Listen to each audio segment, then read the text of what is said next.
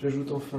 Comment nos députés vivent-ils l'après Cahuzac? Après les annonces du président de la République hier, mais aussi après les déclarations de patrimoine faites sur la place publique par différentes personnalités politiques de gauche comme de droite, eh bien en Vendée comme ailleurs, ces annonces ne mettent pas tout le monde d'accord.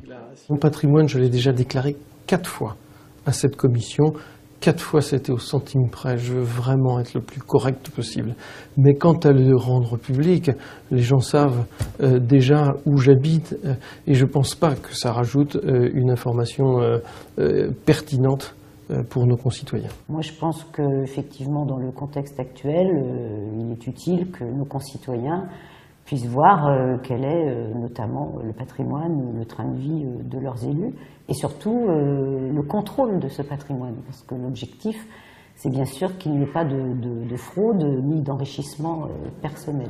En effet, nos parlementaires ont en début de mandat tous fait une déclaration de patrimoine à la Commission pour la transparence financière de la vie politique. Une commission qui sera donc remplacée par une haute autorité avec cette fois-ci des moyens d'enquête. Une décision qui pour le coup fait l'unanimité. S'il y a une haute autorité qui peut aller vérifier et qui a toute l'attitude, je n'y vois aucun inconvénient, au contraire.